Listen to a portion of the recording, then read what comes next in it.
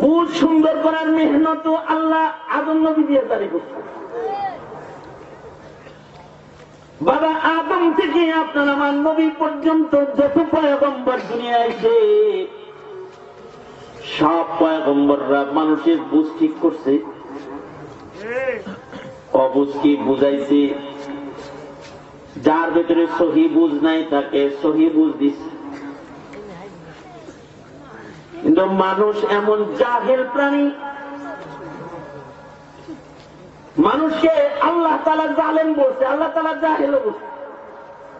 ওই যে ইন্না আরাদনাল আমানাতা আলাস সামাওয়াতি ওয়াল আরদি ওয়াল জিবাল ফাআবাইনা আন ইয়াহমিলনাহা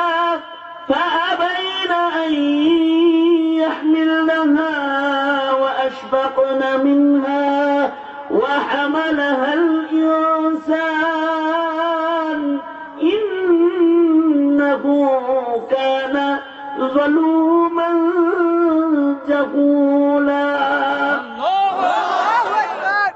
আল্লাহ নিজে মানুষের দুইটা গালিও দিছে, জালেমও কইছে জাহেলও কইছে। এর লেগে কইছে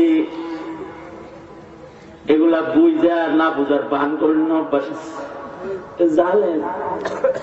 মানুষের মূর্খতা বাড়তে বাড়তে এত বাড়া বেড়ে যায়, তখন মানুষ হালাল কি চিনার শক্তি হারায় ফেলায়, হারাম চিনার শক্তি হারায় ফেলায়, হক চিনার শক্তি হারায় যায়, বাতিল চিনার শক্তি হারায় যায়। কোনটা ন্যাক এটা বুঝার যোগ্যতা হারায় যায় যখন বুঝ নষ্ট হয়ে যায়। কোনটা নেকি এটা বুঝে না, আর কোনটা গুনাহ এটা বুঝে না। যখন মানুষের এই বুঝ নষ্ট হয়ে যায় তখন কিন্তু আল্লাহ তাআলা এত নারাজ হয় যে আল্লাহ ধ্বংস পাঠায় দেয়, ওই মিল্লাতরে ধ্বংস করে দেয় যাদের বুঝ নষ্ট হয়ে যায়। আল্লাহর রাসূল বলেন যতদিন বুঝ ঠিক থাকবে ততদিন কিয়ামত হবে না, যেদিন বুঝ নষ্ট হয়ে যাবে সেদিন কিয়ামত হবে। আল্লাহর রাসূল বলেন, আমি হাদিস পড়েছি, লা তাকুমুস সাআতু হাত্তা ইউরাফুল মুনকারু মা'রুফা ওয়াল মা'রুফু মুনকারা।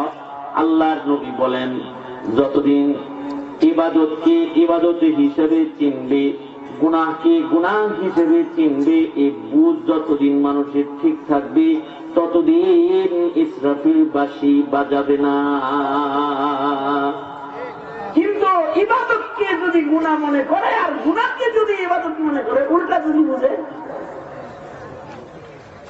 ধীরে ধীরে কিয়ামত নিকটবর্তী হচ্ছে। কারণ হলো বুঝ নষ্ট হচ্ছে। মুসলমানের বুঝ কত নষ্ট হইতেছে বা হচ্ছে, যেমন মনে করেন, আমি উদাহরণস্বরূপ একটা ফর এক্সাম্পল আপনাদের সামনে পেশ করতেছি দুইটা জিনিস। যেমন যেইটা রাখতে হবে ঘরের ভেতরে ওইটা বাইর করতেছে ঘরের বাইরে, আর যেইটা রাখতে হবে ঘরের বাইরে ওইটারে আনতেছে ভিতরে। এই যে যদি এই কাম করে, এটা কি বুঝে উন্নতির কারণে করে না অবনতির কারণে করে? উদাহরণ যেমন কোরআন, এটা মুসলমানের ঘরে থাকবে। কোরআন শুধু মসজিদের কাজ থাকে না, মাদ্রাসার তাকে থাকার জিনিস না। কোরআন প্রতিটা মুসলমানের ঘরে ঘরে থাকবে। কোরআন শুধু মৌলবীর সিনায় না, কম হইলেও সকল মুমিনের সিনায় কিছু কিছু থাকবে। তুই 25টা হিন্দি গান মুখস্থ করতে পেরেছিস, কিন্তু কোরআনের 3টি সূরা মুখস্থ করতে পারিস নাই। তুই মুসলমানের দাবি করিস কেন রে? কারণ তোর ভেতরের ঘরটা অনাবাদী ঘর। এটাও বলেছেন আল্লাহ নবী বলেন, যার ভেতরে কোরআন নাই তার ভেতরটা হলো কাল বাইতুল খারিব, অনাবাদী ঘরের মতন। তাইলে যে জিনিস থাকবে বুকের ভেতর এইটা বার করছে বাহিরে, যেইটা থাকবে ঘরের ভেতর এইটা বের করছে ঘরের বাইরে।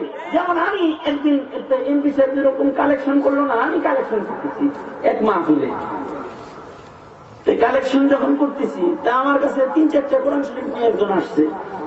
মগার কোরআন শরীফ গুলা নতুন কোরআন শরীফ নাই, সব পুরান কোরআন শরীফ।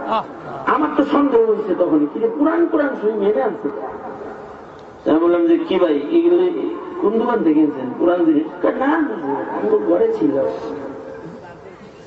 ঘরের থেকে দিয়ে দিলাম, পড়তে পারি না তো, এটি আবার বদ্ধ যদি দেয় বুঝ নষ্ট। কথা হলো তাই বলে কি ধরতেও পারো না। কোরআনটা যদি ধরে কেউ তাও সওয়াব, কারণ ধরতে ওযু লাগে, তার মানে ধরার ইবাদত, ধরার ইবাদত। লা ইয়ামাসসুহু তাহারকে তিনি কি স্পর্শ করতে মানা করেছেন, ইল্লাল মুতাহহারুন। এই তাহারাত হাসিল করে এটাকে ধরতেছে, তার মানে ধরার মাধ্যমেও নেকি কামাইছে। তুমি পড়তে পারো না তাই বলে কি ধরতেও পারো না? পড়তে পারো না তাই বলে কি চুমাও দিতে পারো না? প্রতিদিন নিজের মেয়েকে, ছোট ছেলেকে, বাচ্চাকে কোলে নিলা, চুমা দিলা, আল্লাহ কোরআন দে তো বছরে একবার কোলে লো না। ও জমানে মে মুআজ্জাজ থে हामिले कुरआन होकर और हम जलीलो खार बन गई हो तारिकी कुरआन होकर। একটা জমানা ছিল মানুষের সুসম্পর্ক আল্লাহর কোরআনের সাথে ছিল, এখন মোবাইলের সাথে হয়েছে, ফেসবুকের সাথে হয়েছে, পত্রিকার সাথে হয়েছে, নোবেল বইয়ের সাথে হয়েছে, এলোমেলো যিনি টেলিভিশনের সাথে সম্পর্ক হয়েছে, কিন্তু আল্লাহর কোরআনের সাথে সম্পর্ক নাই।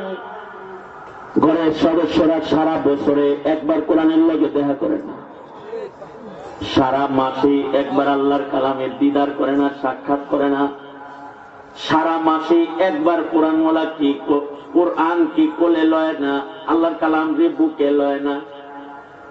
কত জিনিস বুকে লইল কিন্তু আল্লাহর কোরআন বুকে লয় না।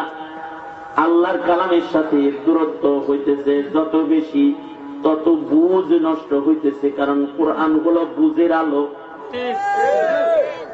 কোরআন হলো মানুষের বুঝকে সুন্দর করে, মানুষের বুঝ সুন্দর বানানোর জন্য আল্লাহ তাআলা কোরআন নাযিল করেছেন। কোরআনের ভিতরে বুঝ আছে, হুদাল হুদা হুদা হুদা, কোরআন হলো হুদা, এর ভেতরে হিদায়াত আছে, বুঝ আছে, এর ভেতরে বুঝ রেখেছেন কে? এবং কোরআন যদি কারোর সামনে পড়া হয়, কাউকে বলা হয়, তো তার বুঝের উন্নতি হয়। ফাযাক্কির ফাইন্না যিকরা তানফাউল মুমিনিন, মুমিনদের বুঝের উন্নতি হয়, বুঝ সুন্দর হয় কোরআন শুনলে।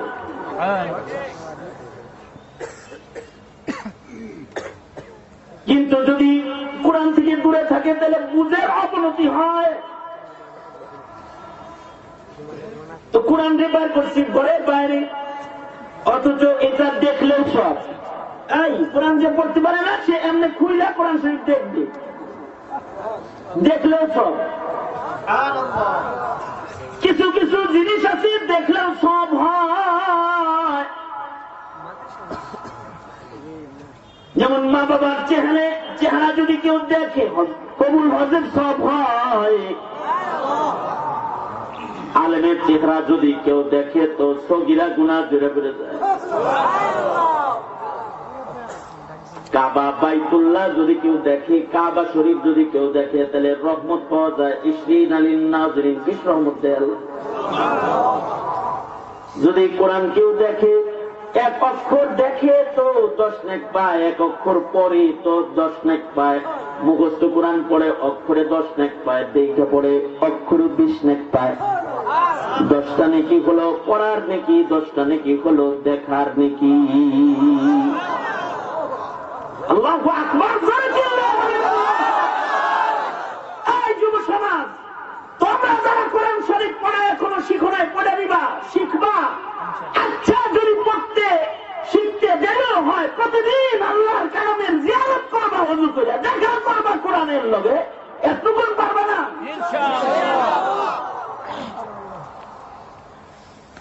আল্লাহর কোরআনকে হাতে লইবা, আল্লাহর কোরআনকে চুমা খাইবা। এগুলো আল্লাহর কোরআনের হক, আজমতে কোরআন, মুহাব্বতে কোরআন, হক কোরআনের। কোরআনের মহব্বত নষ্ট হয়েছে বিদায় তো আলেমের মহব্বত নষ্ট হয়েছে। আলেমের জুতা দিয়ে বিদায় করতে হয়। কোরআন হলো লিখিত কোরআন, সেটা হলো মাসহাফ। আরেকটা হলো জীবিত কোরআন, এটা হলো আলেম। আলেম হলো জীবিত কোরআন। আলেম যদি কোন সমাজ থেকে বের হয়ে যায়, তাহলে ওই সমাজে আযাব চলে আসে, কারণ এরা জীবিত কোরআন। আলেম থাকবে না তো ওই সমাজে আলো থাকবে না, ওই সমাজে নামাজের ইমামতি হবে না, ওই সমাজের আযান হবে না, ওই সমাজের বিয়া হবে না, ওই সমাজের ভালো আকিকা হবে না, কুরবানি হবে না। আলেম নাই তো আলো নাই, আলেম নাই, আলেম তো সমাজের আলো। আলো বন্ধ করা যায়? আলোকে সরায় দেওয়া যায়? আলো সরায় দিলে তো অন্ধকার হয়ে যাবে, বুঝ নষ্ট হয়ে যাবে। এ কারণে আলেমের চেহারারও অনেক দাম। আলেমের চেহারা দেখলে পরে সওয়াব হয়। নবীর চেহারা দেখলে যেমন সওয়াব হতো, ওরকম আলেমের চেহারা দেখলে ওরকম সওয়াব হয়। আলেমের সাথে মুসাফা করলে সওয়াব হয়। আলেমকে ভালোবাসলে সওয়াব হয়। আল্লাহর ভালোবাসা পাওয়া যায়, কারণ জিন্দা কোরআন। খোদার কসম, চেষ্টা কইরা আলেম হন যায় না, যদি না আসমানের মালিক আল্লাহ তাআলা কবুল না করে। মান্নাত মানছিল বাপে হাফেজ বানাবে, কিন্তু একেবারে বাটপার নাম্বার 1। আলেম তো হইছে, কিন্তু দুষ্ট হইছে। আসমানে যাদের নাম আলেম হিসাবে লেখা, এত নসিবের ব্যাপার। কোরআন মুখস্থ তো কতজনে করে, ভুলে খায়, আমলও করে না, মনেও রাখে না। তাদের কোরআন তাদের লানত করে। আবার কিছু আছে, ওদেরকে কুদরতি ভাবে আল্লাহ তাআলা ইয়াদ করায় কোরআন। আমি কিছুদিন আগেও একটা বাচ্চাকে পাগড়ি দিছি, যার বয়স একেবারেই কম, মাত্র 14 মাসে কোরআন শরীফ ফুল শেষ করছে। জিজ্ঞাইলাম কতটুকু করে সবক দিছে, বলল সর্বনিম্ন 4 পৃষ্ঠা, উপরে 5 পৃষ্ঠা 6 পৃষ্ঠা সবক দিছে। অথচ এই ছেলেটা খাবারের পরে হাত ধুইতে পারে না, একটা সাফ করা যাবে না, ব্রাশ করা যাবে না, নিজে গোসল করতে পারে না, নিজে এখন ওযু করলে পরে কোনই বুঝে না, বুঝ এত কমজোর।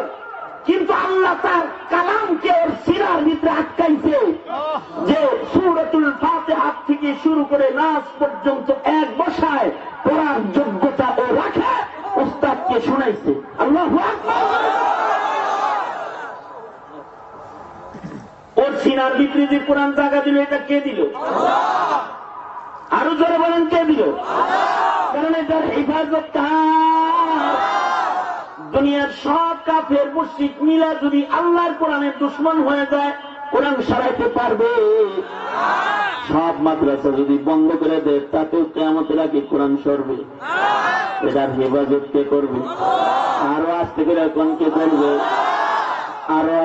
আরেকটু আস্তে কোন কে করবে? চিৎকার করে আওয়াজ করে বলেন, হেফাজত কারকে? ইন্না নাহনু নাযালনা যিকরা ওয়া ইন্না লাহু লাহাফিজুন। হিফাজত আল্লাহ করবে, কিন্তু মুসলমান এটাকে মোহব্বত করবে, ইজ্জত করবে, অনুসরণ করবে, ভালোবাসবে, ঘরে রাখবে, চুমা খাবে, বুকে নিবে। কিন্তু এই কোরআন দিয়ে সরাইছে বাইরে।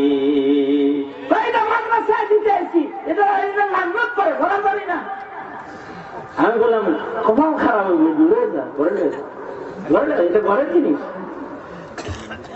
আমি নিজে আলো আগাতে যখন তরিত হইল ঘূর্ণিঝড় দেখতে গেছি এলাকা, যে দেখছি যে দেয়ালে তার কাছে পুরো ঘর ভেঙে গেছে, কিন্তু আল্লাহর কোরআন যে তাকে আছে তার ভাঙ্গে নাই, আরো ভাঙ্গে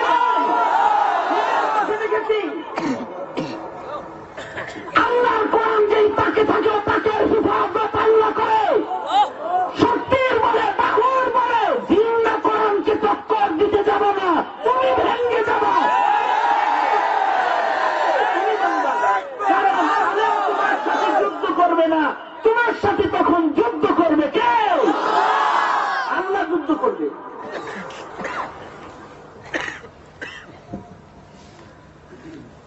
মোহতারাম হাজরিন, যেইটাকে রাখতে হবে ঘরে ওইখানে বাইর করলে ঘরের বাইরে, আর যেইটা রাখতে করছে বাইরে ওইখানে ঢুকাইছে ঘরে।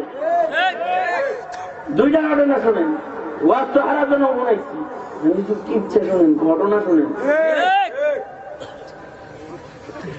আমার একজন নতুন বাড়ি দোয়া করা নিতে এসেছে, সুন্দর বাড়ি, দুইটা বাড়ি আমি দোয়া করছি, আশ্চর্য জিনিস পাইছি, আপনাদের শুনছি। এক বাড়িতে গেছি তো দেখি ওই বাড়িতে ছবির অভাব নেই,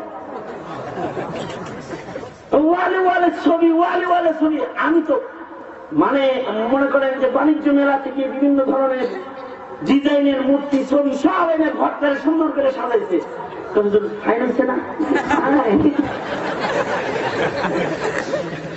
আর মনে মনে চিন্তা করতেছি এই ঘরে বেশি সময় স্টে করা যাবে না, কারণ এই ঘরে তো রহমতের জিনিসটা ঢুকবে, এই ঘরটা বুঝাই ওই জিনিস আছে যা ঘরে রাখা যায়।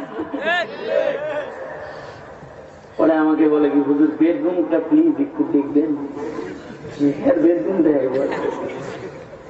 বেডরুম দেখতে গেছি, দেখি বেডরুমে বিশাল বড় টিভি, একেবারে বালিশের উল্টা মিশে টিভি লাগানো, মানে ভুলে ভুলেই দেখবো, বড় টিভি লাগানো। ওই ঘরেও ডাইনের ছবি, বামের ছবি, সামনে ছবি। আমি জিজ্ঞাসা এটা কার ছবি? কয় এটা নাতিন, ওইটা নাতনি, এটা নাতি, ওইটা নাতনি, এইটা ছেলের বউ, এটা ছেলে, এগুলো কানাডা থাকে, ওরা ওরা থাকে আমেরিকা। এইটা কি চাষি? আর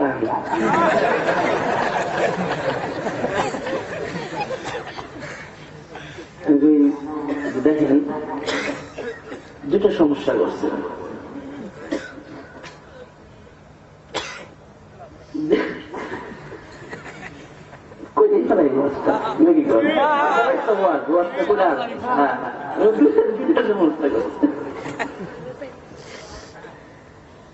এক নম্বর সমস্যা হলো ছবি ভিতরে ঢুকাইছেন ঘরে, রহমতের জিনিসটা আসবে না।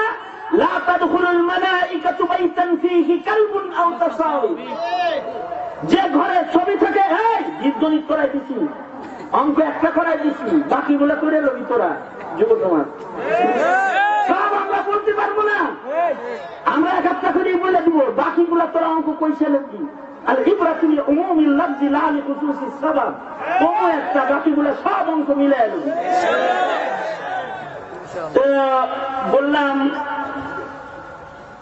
এটি থাকলে তো এক নাম্বার সমস্যা, রহমতের জিনিসটা ঘরে ঢুকবে না। কোন সন্দেহ আছে? কোন সন্দেহ আছে? তাই এই খবর শোনার পরে কোন সন্দেহ আছে? এরপরেও যদি কেউ নেতার ছবি, নেত্রীর ছবি, নায়িকার ছবি, গায়িকার ছবি, গায়কের ছবি ঘরে রাখো, এটা তোমার ব্যক্তিগত ব্যাপার, তোমার পার্সোনাল ডিসিশন এটা।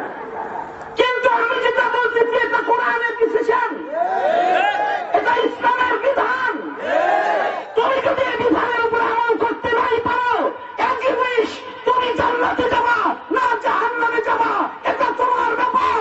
কিন্তু তোমাকে হারাম আর হারাম বলে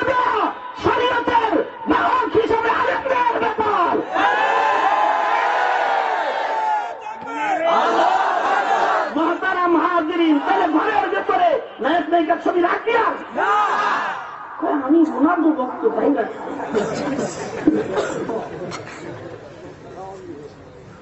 মহতারাম হাজিরিন, আমি বললাম চাচা সমস্যা নাম্বার 1, রহমতের ফিরিস্তা ঢুকবে না এই ঘরে, এখানে বেশি সময় ধারণ দেবে না।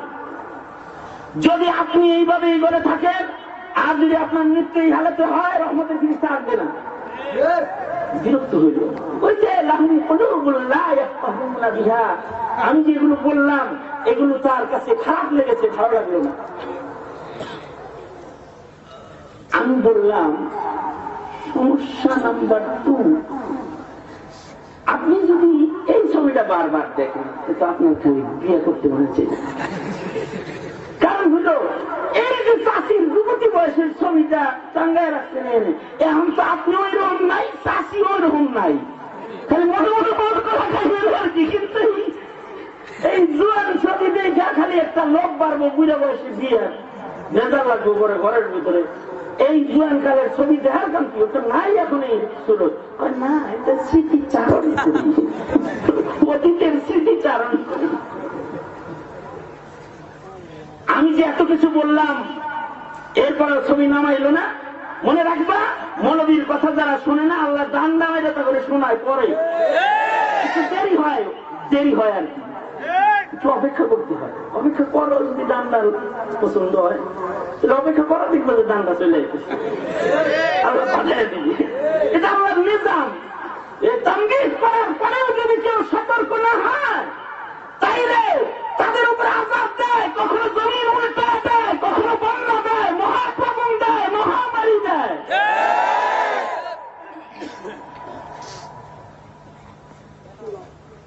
আমি তো বুঝাইলাম লাহুম কুলুবুন লা ইয়াফকাহুনা বিহা, চাচা বুঝলো না, বুঝে আকাশের ছাগলের মতো ওই নহছড়া পরে ছাগলের কান ছাইড়া দিচ্ছে আর কয় বুঝছস, বকরিয়ে তোর মাথা নাড়া দিচ্ছে, তার মানে বুঝে নাই কিছু। আমি যে কোরআন হাদিস যাই বইলা বুঝাইলাম, চাচা মিয়া তোর বুঝলো না, উনি এরকম একটা দিল না, কাল বকরি কাল বকরি ছাগলের লাইন হয়েছে। তবে ওই যে আলেমরে যে মহব্বত করে বুঝ আল্লাহ জিতেছে, দিনে দেরিতে দিচ্ছে। কিছুদিন পরে আমার কাছে খবর আসছে, হুজুরে বললো আমি সব ছবি নামায় হালাইছি। আমার কাছে তো হ্যারি খুব ক্লোজ একজন খবর যে খলিফা হুজুর, আপনি যদি নামাইতে বলছিলেন না, সব নামায় হালাইছি, ছবি আর নাই। আমি তাহলে তো এবার যাওয়ান, এবার যে আর লম্বা সময় থাকুন যাইব, বরটা ভালো হয়েছে। নামাইলো কেন? স্টপ করছিল। এক নাম্বার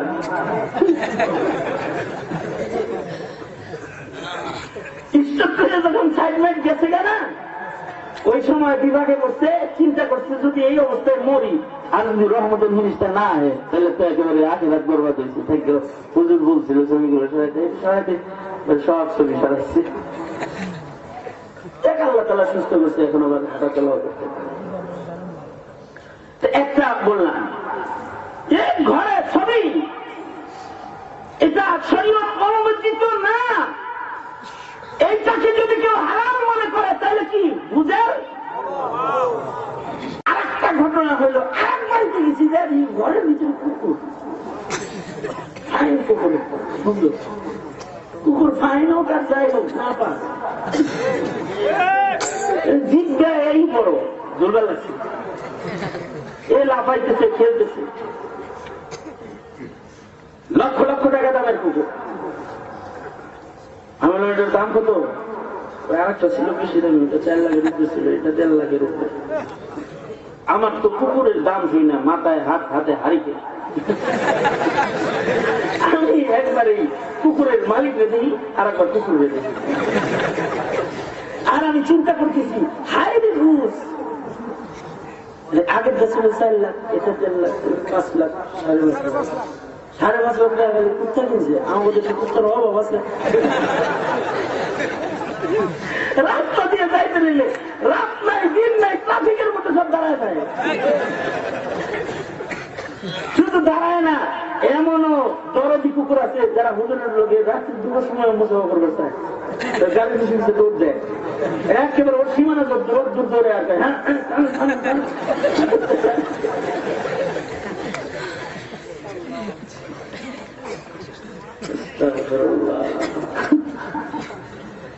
আচ্ছা, আপনাদের এলাকায় 5 শতাংশ জমিনের দাম কত?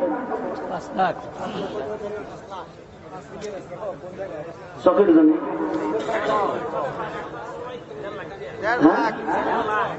5 শতাংশ 1.5 লাখ। যার মধ্যেখানে ঘর বাড়ি নাই তার কাছে যদি কুত্তার চেহারা জমা দেওয়া হয়, তার একটা বাড়ি হবে চোখে, কমাস কম থাকার একটা জায়গা হবে। শুধু তার থাকার জায়গা হবে না, তার মৃত্যুর পরে তার আলো ইয়াল্লা বসত বাড়ি পাবে। আমি দেখতেছি আর চিন্তা করতেছি, হায় রে একটা বাড়ি কুত্তার ভিতরে রে, হায় রে একটা বাড়ি কুত্তার ভিতরে রে। কারণ এইটার ভিতরে এটা যে টাকা খরচ করতেছে, আমি তো আশ্চর্য হইতেছি যে মানুষের ঘুষ কত নষ্ট হইলে এই কাম করে। দাম শুনে কবে দেখতেছেন এমন কায়দায় বলছে লাগে হুজুর কিছু বুঝে টুঝে না। আমরা তো গরিব বিশ্বে ভ্রমণকারী লোক, আন্তর্জাতিক পরিমণ্ডলে ঘোরাফেরাকারী মৌলবী, লঙ্গি বলে ঘুরতেছি এর জন্য।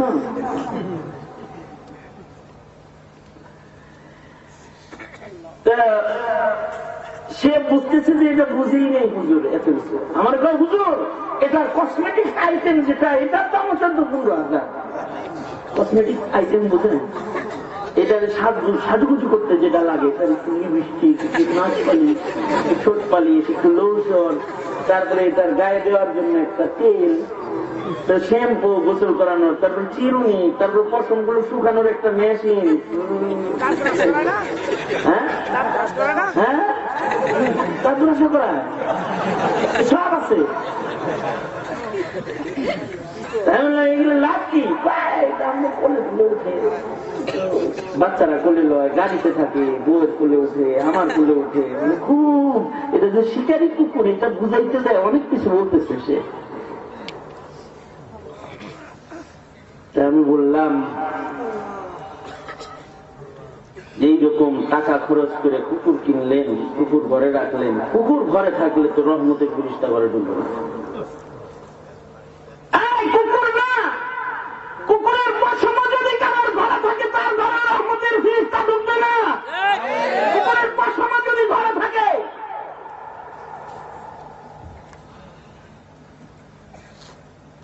আল্লাহ রসুলের ঘরে 7 দিন হয়ে যায়, জিবরাইল আমিন ঢুকে না।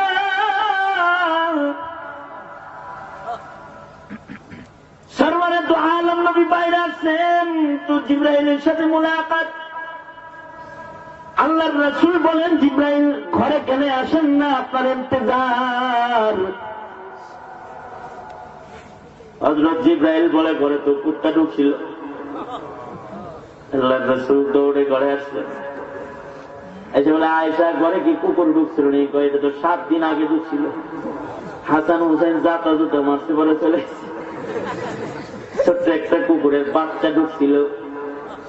আল্লাহর রসুল বলে আয়েশা ঘরটা ভালো করে ঝাড়ু দাও, কুকুরের পশম মনে হয় ঘরে পড়ে আছে কোনায় কানায়, এজন্য জিবরাইল ঢুকে না। উম্মুল মুমিনিন হযরত আয়েশা ভালো করে ঘরটাকে ঝাড়ু দিলেন, সাফ করলেন, তারপরে জিবরাইল পড়াইছে। তার মানে হলো কুকুরের পশম এমন না পাক যে কুকুরের পশম যদি কারোর ঘরে পড়ে থাকে ওই ঘরেও রহমতের ফিরিস্তা ঢুকে না। কুকুরের পশমের সাথে যদি কাপড়ের ছোঁয়া লাগে, ফিকহি মাসআলা হলো, মুশকিল আছে। ফিকহি মাসআলা হলো কাপড় যদি ভিজা হয় অথবা যদি কুকুরের গা যদি ভিজা হয়, তাহলে গোসা লাগলে ওই কাপড় পরে আর নামাজ পড়া যাবে না, কারণ নামাজের ফরজ কাপড় পাক। কাপড় পাকি দি নামাজের বলেন কি ফরজ। এটা যারা বেনামাজি এদের বেশি মুখস্থ, মানে কাপড় পাক না হইলে যে নামাজ হয় না, এটা নামাজের মাসালা যে জানে না হেও এটা জানে। মাঝে মধ্যে ডাক দেন যে ভাই চলো মসজিদে যায়, সমস্যা কি সমস্যা? অজু করে না পারি, করাই তো মুসলমান না, তাও সমস্যা। কি সমস্যা? না আছে কি? কাপড় ভালো না, কাপড় পরে ঘুরতেছে কেন? না, ওই যে ঢিলাগুলো ব্যবহার করি না তো, ওই মানে পেশাব করে ঝাঁকি দিয়া চলে গেছে, এই কাপড় পরে নামাজ পড়বে কিভাবে?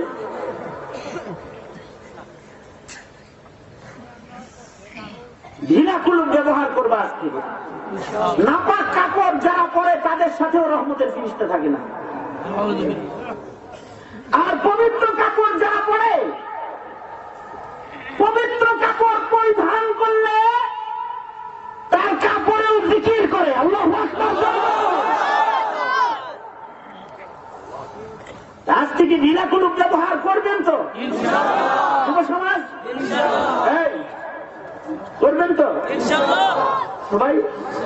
ওয়াদা এই একা ওয়াদা বললে চলো না, 2 হাত তুলে ওয়াদা মানে আল্লাহ। শোনেন, কবরের হাত তুলে রাখেন, তুলে ওয়াজ নেন, মাঝে মাঝে হাত তুলে ওয়াজ নিতে হয়।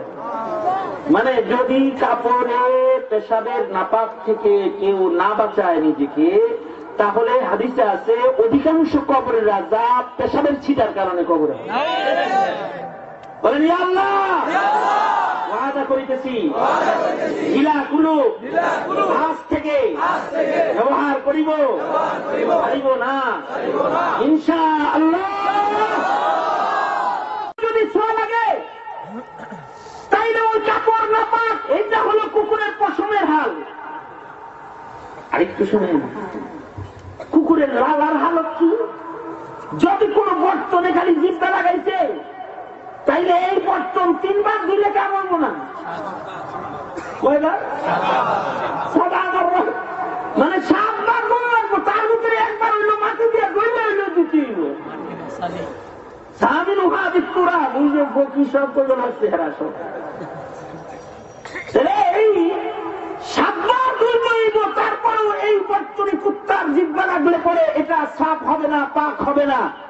এবার বলুন, যার মেয়ের কোলে কুকুর, যার ছেলের কোলে কুকুর, যে ছেলের সাথে কুকুরের সাথে ফ্রেন্ডশিপ, কুকুরকে ঘাড়ে নিয়ে যে ছেলে চলাফেরা করে, অথবা যে মুসলিম নারী তার কোলে কুকুর নিয়ে গাড়ি ড্রাইভ করে, গাড়িতে বসে থাকে, কুকুরে চুমা খায়, কুকুর ওকে চুমো দেয়, ওকে তো ওয়াশিং মেশিনে ঢুকায় রাখলেও পাক হইতো না।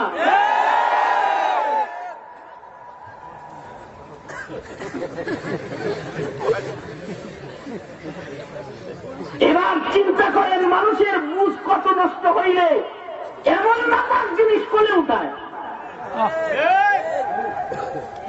ওই আমি হাদিসটা পড়ছি, ওইটাই আল্লাহর রাসূল বলেন, লা তাকুমুস সাআতু হাত্তা ইউরাফুল মা'রুফু মুনকারা ওয়াল মুনকারু মা'রুফা।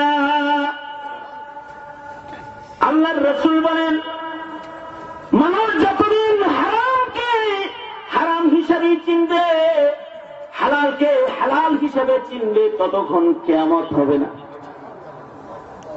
কিন্তু যদি হালাল হারাম বুঝা, এটা যদি হালাল হারামের বুঝ যদি নষ্ট হয়ে যায়, হালালকে যদি না চিনে, হারামকে যদি না চিনে, হালাল হারামের ভিতরে যদি তেজপুস লাগায়, হারামকে যদি হালাল মনে করে খায়, হালাল মনে করে যদি হারাম কাজ করে বেড়ায়, তাহলে শুধু করোনায় ধরবো তা না, শক্ত আযাবের অপেক্ষা করো, 3টা যুগ অপেক্ষা করো, শক্ত আযাব পাকড়াও করবে। আর যদি মানুষেরই বুঝ ভালো হয়ে যায়, যাদের বুঝ ভালো হয় তাদেরকে আল্লাহ তাআলা মৃত্যুর সময় ঈমান নসিব করে দেয়। সে যত বড় অপরাধী হয়, অনেক বড় অপরাধী হওয়ার পরেও আল্লাহ তাআলা তাকে ঈমানের মৃত্যু দান করেন। এই বুঝে ভালো করবে, এটা কেমনে করবে? যার ইলম নাই তার বুঝ নষ্ট হয়। শুধু শিক্ষা না, ইলমে দ্বীন লাগে। আর মাত্র কয় মিনিট, 5-6 মিনিট আছে। বেশি লম্বা ওয়াজ আমি পারিও না, করিও না। ধৈর্যের যদি ঘটাবো না, এখন মনোযোগ দিব। কিন্তু তার আগে যে কথাটা সেটা হলো বুঝ সুন্দর করতে লাগবে কোরআন, বুঝ সুন্দর করতে লাগবে হাদিস। আল্লাহর রাসূল বলেন তারাকতু ফীকুম আমরাইন লা তাযিল্লু মা তামাসসাকতুম বিহিমা কিতাবাল্লাহ ওয়া সুন্নাত রাসূলিহি। আল্লাহর নবী বলেন উম্মতেরা রে, তোদের বুঝ মতে চলার জন্য না, আল্লাহর পছন্দ মতে চলার জন্য বুঝের দুটি আমানত তোদের দিয়ে গেলাম, একটা হলো কোরআন আর একটা হলো সুন্নাহ হাদিস। এই দুইটার সমন্বয়ে যদি তোরা বুঝ নিয়ে চলাফেরা করো, আকল বুদ্ধি দিয়ে নাস্তিক মুরতাদের আকলের ফতোয়ায় না, কোরআনের আয়াত নবীর হাদিসের ফতোয়ায় যদি চলো, বুদ্ধিজীবীর বুদ্ধির ফতোয়া না। আল্লাহর রাসূল বলেন তারাকতু ফীকুম আমরাইন লান তাযিল্লু মা তামাসসাকতুম বিহিমা। এখন তো মুফতি সাহেব কি দিতে বলে থাকে, টকশোতে বলে থাকে, টকশো মুফতির ফতোয়া না, ফতোয়া হলো বিল বাইনাতি ওয়াজ জুবুর, দলিলাতিল্লাহ দিয়া কোরআন সুন্নাহ থেকে ডিসিশন ফয়সালা যারা দিবি, ওই ফয়সালাগুলো হলো সহিহ বুঝ। এই সহিহ বুঝের হিফাজত যদি মিল্লাত করে তাহলে কিয়ামত হবে না। আর যদি সহিহ বুঝ থেকে মিল্লাত দূরে চলে যায় তাহলে কিয়ামত হবে। বুঝ ঠিক রাখতে হলে কোরআন সুন্নাহ লাগবে। যেমন ওয়াজ মাহফিলে কোরআন সুন্নাহ আছে, দাওয়াত তাবলীগে কোরআন সুন্নাহ আছে, মাদ্রাসায় কোরআন সুন্নাহ আছে। কোরআনের আলো হাদিসের আলো পড়বে তো বুঝ ঠিক হবে। জাতি যতদিন কোরআন হাদিসের আলো বেশি গ্রহণ করেছে ততদিন অশিক্ষিত ছিল, কিন্তু বুঝ ভালো ছিল। এটার প্রমাণ আপনারাই দিবেন। দুইটা প্রশ্ন করলে প্রমাণ হয়ে যাবে। বলুন তো, বর্তমান যুগে শিক্ষিত বেশি নাকি 30 বছর আগে শিক্ষিত বেশি ছিল? আচ্ছা বলুন তো, বর্তমান যুগে নাস্তিক বেশি নাকি 30 বছর আগে নাস্তিক বেশি ছিল? শিক্ষিত বেশি, নাস্তিকও বেশি। তার কারণ হলো আগের যুগে অশিক্ষিত মানুষ ছিল কিন্তু দিনদার ছিল, মক্তবে পড়ছে, হুজুরের কাছে বসে থাকছে, আলেমের সাথে ইজ্জতের মুআমালা করছে, আলেমের কথা শুনছে। আর এখন ডিজিটাল হয়েছে কিন্তু কালেমা জানে না, সূরা কেরাত জানে না, সকালবেলার মক্তব বন্ধ হয়ে কেজি স্কুলের ছাত্র হয়েছে, ইংলিশে ফটফটানি খুব ভালো হয়েছে কিন্তু তাশাহুদটা পর্যন্ত পড়া জানে না, একটা সূরা মুখস্থ করার যোগ্যতাও পায় নাই। সঙ্গত কারণে, মূর্খতার কারণে কলেজের বারান্দায় যায় নাস্তিক হয়ে নিজের নবীকে গালি দিয়েছে। কারণ এই নাস্তিক, এই মুরতাদগুলো জন্মগ্রহণ করতেছে কি কাফেরের ঘরে না মুসলমানের ঘরে? কার ঘরে জন্মাইতেছে এরা? মুসলমানের ঘরে। তো বিজাতিরা দেখে আলেমরা তো মানুষের বুঝ ভালো করে ফেলায়, এ কারণে ওরা দাঁড়িয়ে টুপি বেশি মুনাফেক জঙ্গি রাস্তায় ছেড়ে দিয়ে এদেশের আলেমদেরকে জঙ্গি বানানোর পায়তারা করছে। আরো আগের থেকে মাদ্রাসাগুলোকে জঙ্গি প্রজনন কেন্দ্র বলেছে। আপনারা যারা মাদ্রাসা প্রতিষ্ঠাকারী, আপনারা কি মাদ্রাসায় জঙ্গি প্রশিক্ষণ দেখেছেন? কাউকে জঙ্গি কাজ করতে দেখেছেন? আমরা এদেরকে জঙ্গিবাদী কয়। শেষ পর্যন্ত নাস্তিক মুরতাদ এজেন্ট হয়ে বসে সালামকে জঙ্গি প্রমোট শব্দ কয়। শেষ পর্যন্ত ওয়াজ নসিহত নাকি উত্তেজনা পয়দা করে না, ওয়াজ নসিহত ঈমান পয়দা করে, ঈমান উত্তেজনা পয়দা করে না। ওয়াজ নসিহতের মাধ্যমে মানুষের ভেতরে বুঝ ভালো হয়। তাইলে ওয়াজ মাহফিল এদেশে চলবে না, বন্ধ হবে?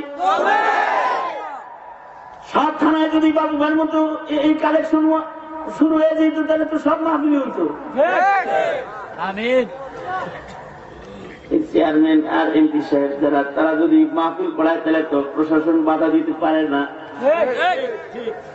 তাহলে ওয়াজ মাহফিল গুলো লিডার যারা, তাদেরকে বলবো আপনারা এরকম কালেকশন করবেন, চালু রাখবেন। তাতে হবে কি, মানুষের বুঝ সুন্দর হবে, মানুষের ইমান সুন্দর হবে। তাহলে মাহফিল এদেশে চলবে না বন্ধ হয়ে যাবে বলে আওয়াজ করে বলেন, চলবে না বন্ধ হয়ে যাবে? দাওয়াত ও তাবলীগ এদেশে চলবে না বন্ধ হয়ে যাবে? হাক্কানি পীর মুরিদি এদেশে চলবে না বন্ধ হয়ে যাবে? কারণ এর দ্বারা মানুষের বুঝ সুন্দর হয়। যদি কারোর বুঝ খারাপ হয় তাহলে মুসলমান হয়েও জাহান্নামের আগুনে যেতে হয়। আমি সূরা মুদাসসির থেকে তিলাওয়াত করেছি, শুধুই মাত্র আয়াতের তরজমাটা করে মুনাজাত। আল্লাহ তাআলা বলেন, জান্নাতি মুমিনরা মা সালাকাকুম ফি সাকার। আই তুইও মুসলমান, আমিও মুসলমান, তুইও মাসদান মাদ্রাসায় ওয়াজ শুনছস, আমিও শুনছি। তোর নাম যে হুজুরে রাখছে, আমার নাম ওই হুজুরে রাখছে। তোর বিয়ে যে হুজুর পড়াইছে, আমার মেয়ে হুজুর পড়াইছে। তোর জানাজা যে পড়াইছে, আমার জানাজা সে পড়াইছে। তুই যে কবরস্থানে দাফন হইছস, আমি ওই কবরস্থানের মাইয়ের। কিন্তু আমি জান্নাতি, তুই জাহান্নামে কেন? মা সালাকাকুম ফি সাকার। এক গ্রামে জন্ম লইয়া, এক মুসলিম সমাজে বসবাস কইরা, এক ইমামের জানাজা লইয়া কবরে আইয়া, এক গুরুস্থানে দাফন হইয়া আমি জান্নাতি, তুই জাহান্নামে কেন? মা সালাকাকুম ফি সাকার। তখন জাহান্নামীটা বলবে, চারটা দোষ। লাম নাকু মিনাল মুসাল্লিন, নামাজ পড়ি নেই, আমি মুমিন ছিলাম কিন্তু বেনামাজি ছিলাম। 2 নাম্বার, ওয়ালাম নাকু নুতঈমুল মিসকিন, মিসকিনদের খানা খাওয়াই নেই, হকুল ইবাদত আদায় করি নেই, যাকাত আদায় করি নেই, সাদকা দিই নেই। 3 নাম্বার, কুন্না নাখুযু মাআল খায়িদিন, খারাপ লোকদের পক্ষ নিতাম, নাস্তিক মুরতাদ যারা হেগের পক্ষ লয়ে ফেলেছি। যারা বেঈমান গ্রুপ আছে তাদের পক্ষে কথা কইছি, কাদিয়ানির পক্ষে কথা কইছে। মনে করেন সংসদে তারা কাদিয়ানির পক্ষে কথা কইছে। কুন্না নাখুযু মাআল খায়িদিন, মনে করেন মুশরিকের পক্ষে কথা কইছে, নাস্তিকের পক্ষে কথা কইছে। নাস্তিক যা কয় মুসলমান ও তাই কয়। কুন্না নাখুযু মাআল খায়িদিন, সূরা মুদাসসির খুলে পড়ে দেখো, 42 নম্বর আয়াত থেকে পড়ছি আমি। দুষ্ট লোকদের সৎ সঙ্গে সর্ববাস, অসৎ সঙ্গে বলেন অসৎ সঙ্গে। তাইলে দুষ্টদের পক্ষ নেওয়া যাবে? হ্যাঁ, আওয়াজ করে বলেন যাবে। 4 নাম্বার হলো এই ওয়াজ নসিহতের আলাপটা। ও কুন্না নুকাযযিবু বিয়াউমিদ্দিন, এই যে আমি বসছি, বসে হাসরের কথা কইলাম, মিজানের কথা কইলাম, পুলসারাতের কথা বলি, আল্লাহর বিচারকে ভয় দেখাই, জাহান্নামের আগুনের ভয় দেখাই। ওয়াজ শুনে আপনারা কাঁদতেছেন, আপনাদের ঈমান আছে, আশা করা যায় জান্নাতে যাবেন। কিন্তু যেটা এখানে দাঁড়ায় দাঁড়ায় চিন্তা করে দেখছো, হুজুর কি ডর দেয়, তার মানে ওয়াজের আলাপ গুলা ওর বিশ্বাস হইতেছে না, আখিরাতের বিচার ওর বিশ্বাস হইতেছে না। যার আখিরাত বিশ্বাস হয় না তার বুঝ খারাপ, ও জাহান্নামী। এই সমাজের নাস্তিক যারা, ওরা দোজখ বিশ্বাস করে না, জান্নাত বিশ্বাস করে না, আখিরাত বিশ্বাস করে না, ওরা মিজান, পুলসিরাত, হাসর, পুনরুত্থান এগুলো বিশ্বাস করে না। নুকাযযিবু বিয়াউমিদ্দিন,